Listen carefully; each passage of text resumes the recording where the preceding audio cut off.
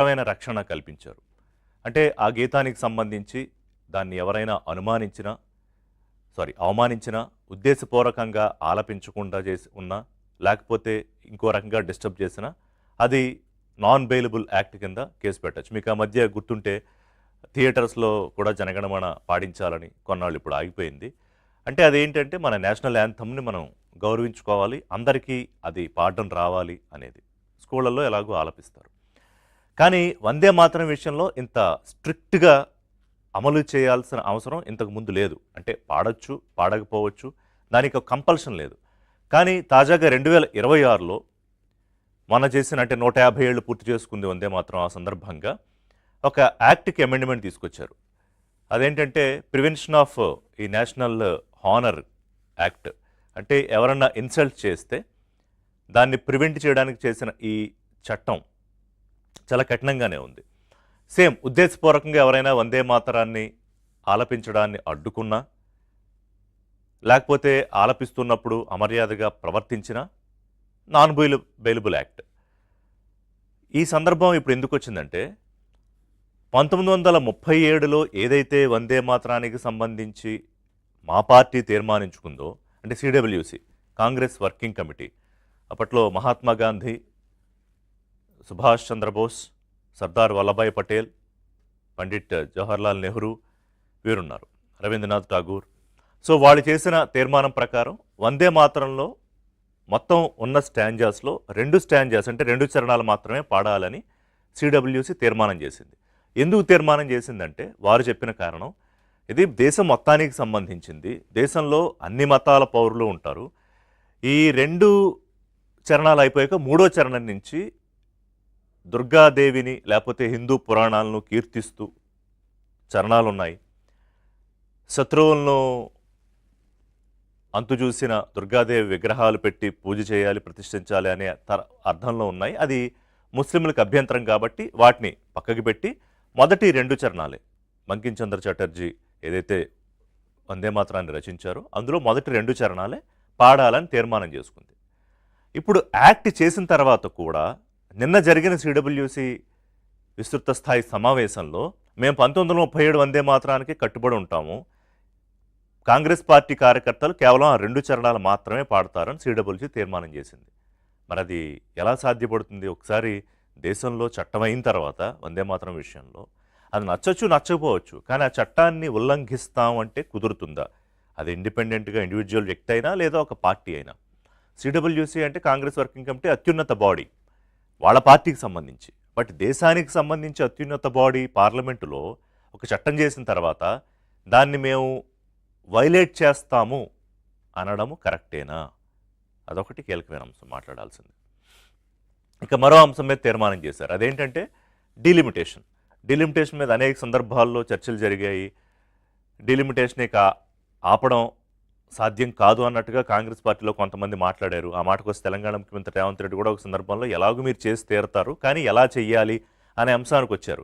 ఏది తమిళనాడు అప్పటి మాజీ ముఖ్యమంత్రి డికే స్టాలిన్ ఆయనతో కలిపి, ఎంకే స్టాలిన్తో కలిపి రేవంత్ రెడ్డి ఇద్దరూ తీవ్రంగా అడ్డుకున్నారు దేశవ్యాప్తంగా.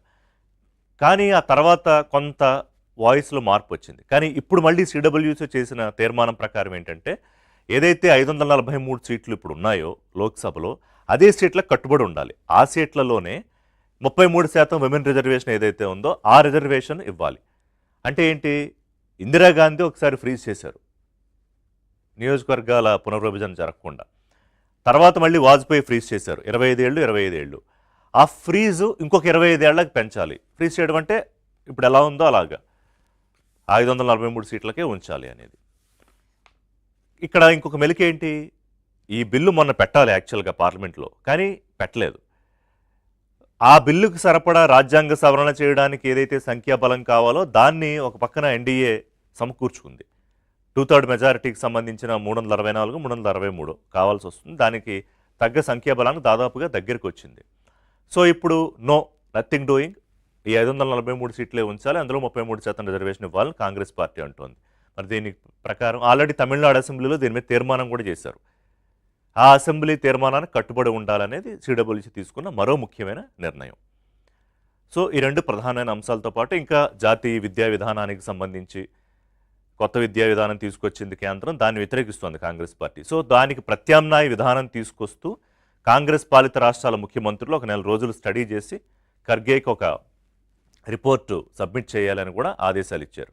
4 రాష్ట్రాలు కాంగ్రెస్, కేరళ తెలంగాణ, కేరళ, కర్ణాటక, హిమాచల్ ప్రదేశ్ ఈ 4 రాష్ట్రాల్లోనే కాంగ్రెస్ ప్రభుత్వం అధికారంలో ఉంది. సో ఇక్కడ వీళ్ళు ఒకటి డిజైన్ చేసి రూపకల్పన చేసి ఇవ్వాలి. సో దాని మీద యాక్ట్ చేస్తామని. అలాగే ఏదైతే ఈ మధ్య వచ్చిన విద్యార్థి ఉద్యమాలో లేకపోతే జంతర్ మంతర్ ఉద్యమమో దీని నుంచి కాంగ్రెస్ పార్టీ చాలా సీరియస్గా టేక్ అవే ఏం తీసుకుందంటే ఒక రకంగా సిజేపీ పొలిటికల్ పార్టీ కాదు కాబట్టి ఆ మేర పొలిటికల్ పార్టీ అని కాంగ్రెస్ పార్టీ కొంత ఎడ్జ్ గెయిన్ చేసుకుంది ఆ ఉద్యమాలతోటి. సో ఇక దాన్ని ఆపకూడదని డిసైడ్ అయ్యింది. ఎందుకంటే చాతురంక గూంజ్ అని ఇది ముందే మొదలుపెట్టారు రాహుల్ గాంధీ. మళ్ళీ ఇప్పుడు దీన్ని 800 దేశవ్యాప్తంగా టైర్ 2 సిటీసు లేకపోతే ఇంకా చిన్న పట్టణాల్లో దీని మీద పోరాటం చేస్తాం అనేది. చాతురంక గూంజ్ అంటే విద్యార్థులు, వాళ్ళ సమస్యలు, పరీక్షల నిర్వహణ, లేకపోతే ఈ జాతీయ విద్యా విధానం వీటన్నిటికి సంబంధించి సిజేపీ కాక్రోచ్ జనతా పార్టీ ఏదైతే ఒక ఉద్యమం తీసుకుందో ఆ ఉద్యమం తాలూకా రిఫ్లెక్షన్ చాలా చోట్ల వచ్చింది.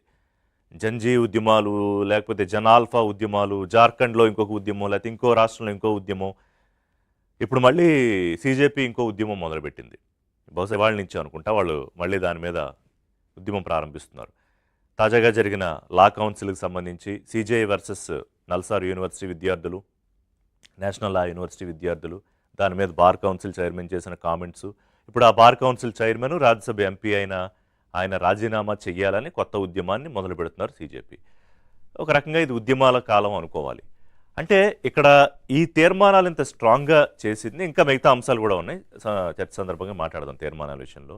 అంటే ఓవరాల్గా దేశవ్యాప్తంగా బీజేపీ, ఎన్డీఏ లేదా మోదీ వల్నరబుల్గా ఉన్నారు, అంటే బలహీనపడ్డారు అనేది, వల్నరబుల్గా ఉన్నారు అనేది కాంగ్రెస్ పార్టీ రాహుల్ గాంధీ భావిస్తున్నారా? సో ఇదే సరైన అదునుగా తీసుకుని అగ్రెసివ్ ఫైట్ చేయాలనుకుంటున్నారా? ఎందుకంటే దేశవ్యాప్త ఉద్యమాలకు పిలుపునిస్తున్నారు. ఇప్పుడు 800 అనే ఆ దేశవ్యాప్త పోరాటం అది. అలాగే విద్యా విధానానికి సంబంధించి అది ప్రతి గ్రామ స్థాయిలో జరగాలని, మరోవైపు పార్టీ బలోపేతానికి సంబంధించి కీలకమైన నిర్ణయాలు తీసుకున్నారు. సో ఇక ఇందులో ముఖ్యమైన అంశం వందే మాత్రంగా ఉండబోతోంది. ఎందుకంటే ఇప్పటికే ముస్లిం లీగ్గా మారిపోయింది కాంగ్రెస్ అని బీజేపీ ఆరోపించడమే కాదు, మొన్న ఇండిపెండెన్స్ డే నాడు సోనియా గాంధీ మధ్యలో ఆ పాట ఆపమన్నారని, దాని మీద ఆల్రెడీ ఖర్గే మీద, సోనియా గాంధీ మీద, రాహుల్ గాంధీ మీద కేసులు కూడా ఫైల్ అయ్యాయి. అప్పుడు ఖర్గే ఏమంటారు, కేసులు పెట్టాలంటే మీరు మహాత్మా గాంధీ మీద, నెహ్రూ మీద, వీళ్ళందరి మీద పెట్టండి, వాళ్ళు తీర్మానం చేశారు 1937లో అంటున్నారు. మరి తాజాగా దాన్ని అమెండ్మెంట్ చేసుకుని చట్టం చేసుకుంది కదా భారత పార్లమెంటు. మరి దానికి విలువ ఎందుకు ఇవ్వట్లేదు కాంగ్రెస్ పార్టీ అనేది కూడా మాట్లాడదాం. ఎన్ని అంశాలకు వెళ్లే ముందు ఒక చిన్న బ్రేక్ తీసుకుందాం. స్టేట్